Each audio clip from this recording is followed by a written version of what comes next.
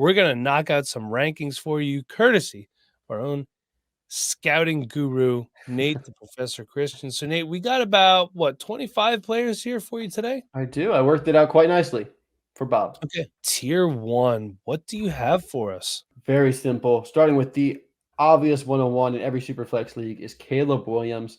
We've talked a lot about him.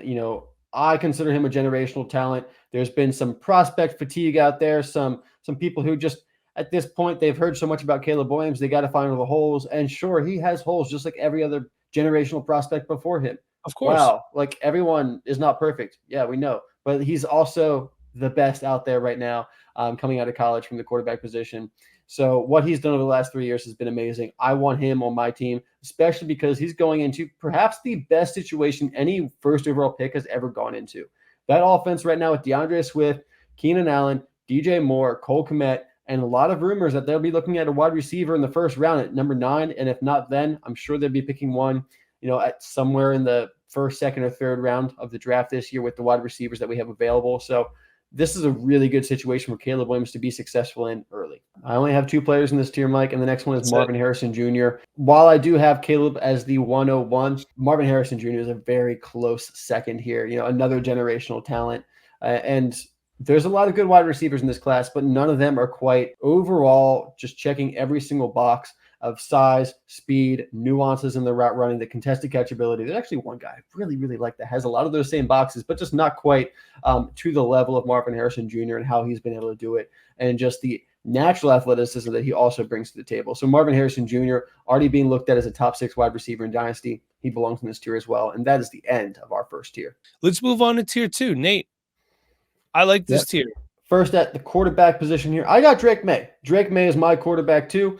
I know that there's some other quarterbacks out there that a lot of people like, and I don't dislike those other quarterbacks, but I do believe in the talent and just the overall package that Drake May brings to the table. Is he a little raw? Yes. Does he have a couple games, especially like that Clemson game where he makes some dumb, boneheaded decisions? Yeah, he does. But there's a reason that some people have comped him to Josh Allen, because he's got that athleticism to be able to make plays outside the pocket, get down the field, still has the size. He can grow into his frame still. He's got a huge arm. Like, he can throw the ball, 70 yards down the field. The plays that he can make, especially not this past year, but the year before with Josh Downs, we saw Drake May look really, really good. And this past season, Devontae Walker wasn't able to play in the first couple games. That offense just never really clicked as a whole. He lost a lot of pieces, with Josh Downs moving on and some other pieces as well. So, there was going to be a step back. Unfortunately, quarterbacks are very reliant on the offense around them. He still looked good. He still did great. Still one of the best quarterbacks in college football last year. So I'm still high on Drake May. Interested to see where he goes, though, because if he ends up with the New England Patriots, man, that's a tough landing spot for a quarterback right now. All right, we got a wide receiver up here.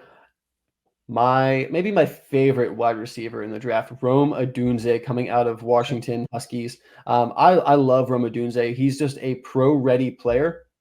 And it's the ability, the silky smooth route running that he brings to the table at his size, 6'3", 215 pounds or so.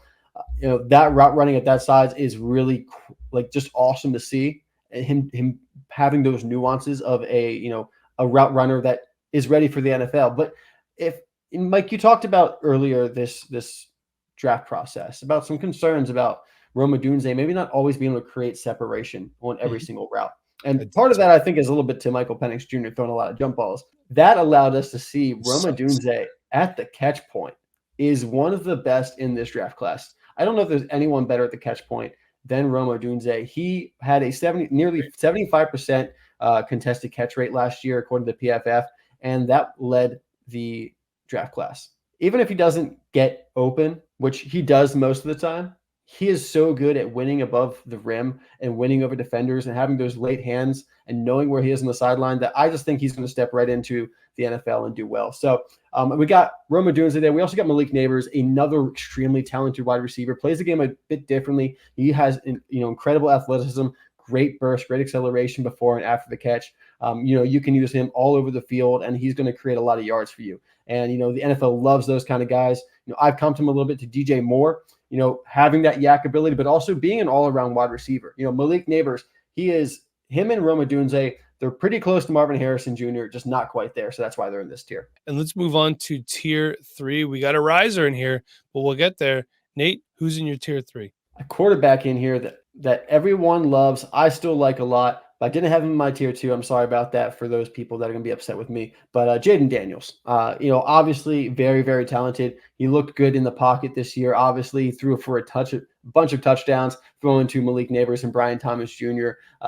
Got the Heisman this year. And what really helps him get to the next level is his rushing ability. One of the best runners that we've seen coming out of the pocket. I just do have some concerns like you, Mike, about his frame and the fact that while he's elusive, he also gets hit straight on a lot by safeties and linebackers. And with his slender frame, that is concerning because if that happens at the next level, I'm the first person to be so against running quarterbacks are injury prone. I don't believe that at all, and the data does not back it up. But if you're a running quarterback who doesn't know how to get out of bounds or slide, you might get hurt. Like there is a higher chance of you getting hurt. Like Lamar Jackson, he knows how to get down. He knows how to get out of bounds. But then we see guys like Anthony Richardson or Cam Newton when he was playing more than willing to put their shoulder into somebody, and that can lead to a lot of injuries that can derail a career, a very promising career. So just have some questions about Jaden Daniels, but still, he's obviously up here in tier 3 because he's really good still. That's one quarterback, Mike. I got another quarterback for you too. This is the riser you're talking about. Yes. I'm a big fan of J.J. McCarthy. I'm also predicting that he's going to get really good draft capital, go to a great landing spot, be it, the Vikings, be it the Broncos, which maybe isn't quite as nice of a landing spot. But I think J.J. McCarthy is going to find himself in a good place. He is such a good winner. And I think a lot of times, we look at the stats and he doesn't have the greatest raw stats, but you look at the efficiencies, especially on third down. There was no one better at getting the ball and getting a first down on 3rd and 7 or more. 3rd and long, he keeps the offense out there on the field. Mike, I don't care how many passing yards you throw for if I'm a head coach. If you can keep my team on the field, that is more important than throwing for 5,000 passing yards. I agree. J.J. McCarthy, he is a winner. He won championships in high school. He's won a championship in college. They talk about his mentality. He's been in an NFL program already, basically, with Jim Harbaugh there at Michigan. There's the quote going around when he had his recruiting class. He told other recruits, hey, if you're coming here to party it up and get with girls, get out of here because we're going to change Michigan. We're going to win a national championship here. You see him meditating before the games. You can't understate how important mentality is to the quarterback position. We talk about it all the time. It's really hard to know what's, above the shoulders, but it's so important for winning at the quarterback position. It seems like he's got that, and he has the physical traits and the arm to go with it.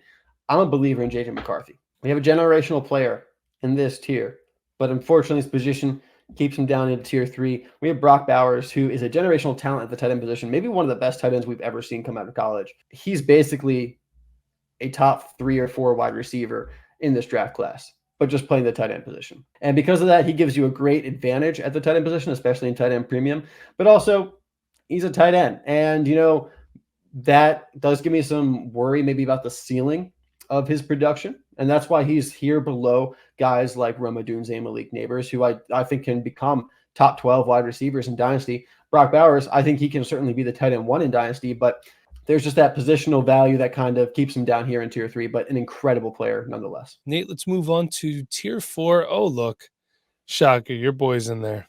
I know. I had to get him in here. I have another quarterback here. I got Bo Nix. I think he's a first-round quarterback.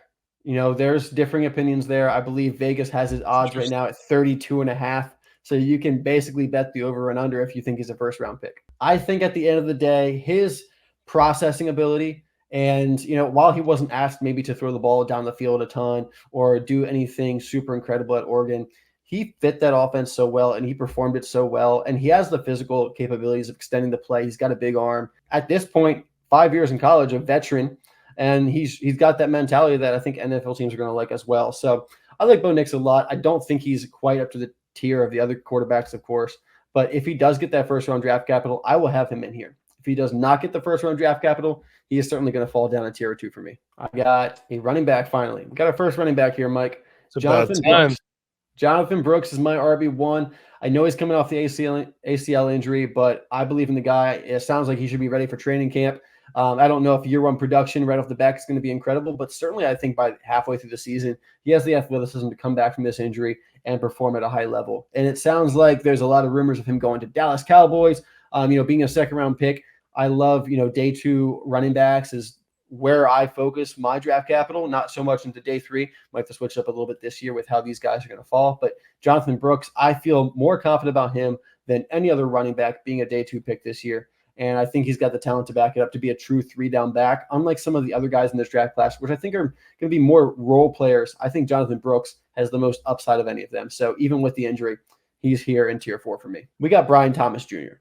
Malik Neighbors, running mate at LSU, playing across from him. He's got the size to be a dominant X receiver at the NFL level, and he's got the speed to really back it up as well. He can get down the field. He's a good route runner, and he's got great hands to win the contested catches. So Brian Thomas really stepped up this year, led the SEC in touchdowns for receivers, and what he's done in this year to kind of break out has been really, really exciting for me. I still have enough question marks about Brian Thomas, a little bit of a late breakout where I don't have him up with the other guys, but still with the talent that he has and the expected draft capital of him being probably the wide receiver 4 or 5 off the board and going somewhere in the teens, I think he's going to have a really good opportunity to make an impact from day one, and that's why he's in my top 12 here. Hey guys, Bob here, dropping by to interrupt your scheduled programming to introduce today's trusted partner, Aura.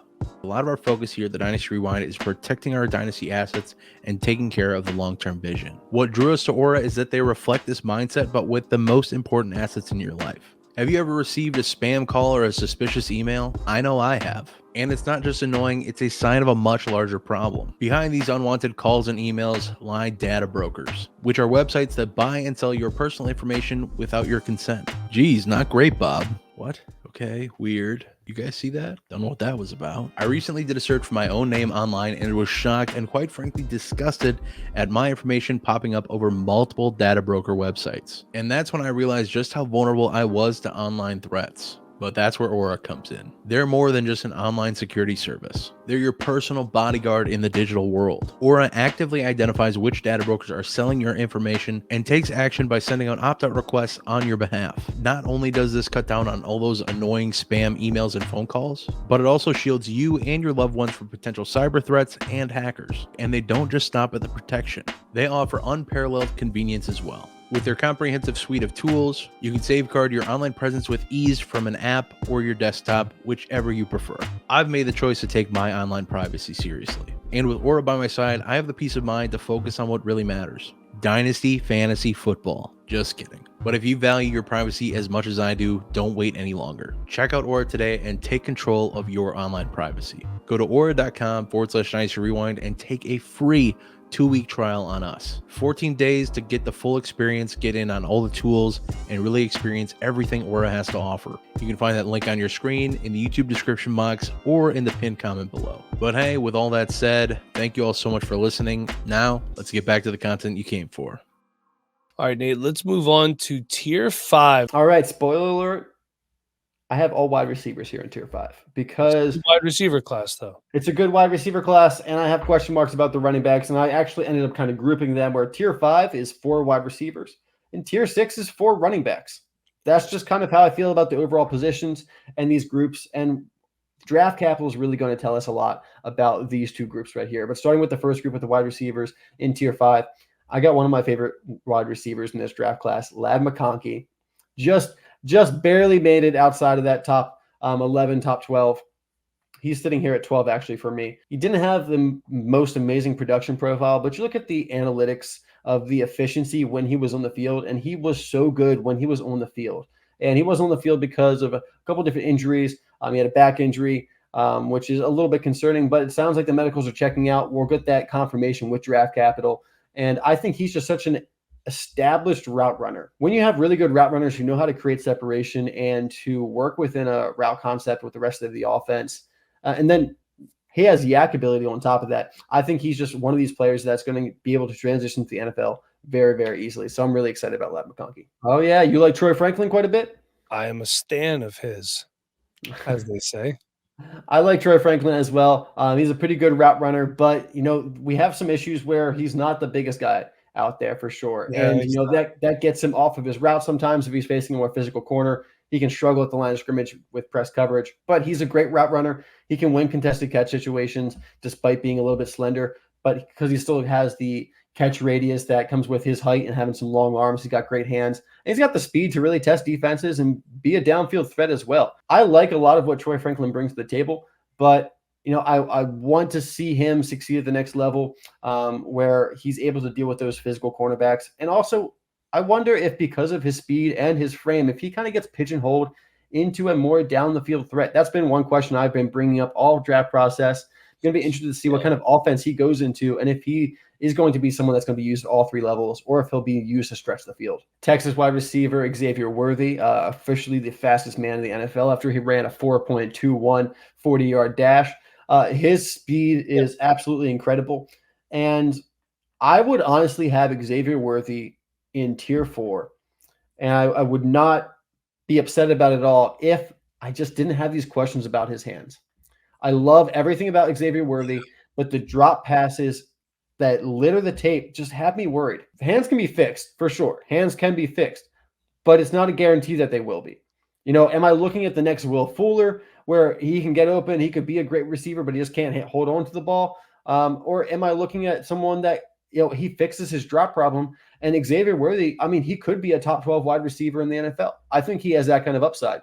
So Xavier Worthy, a kind of boom bust player for me, but he's had the production already in college for 3 years. He's been an elite prospect coming out of high school, an elite prospect now coming out of college.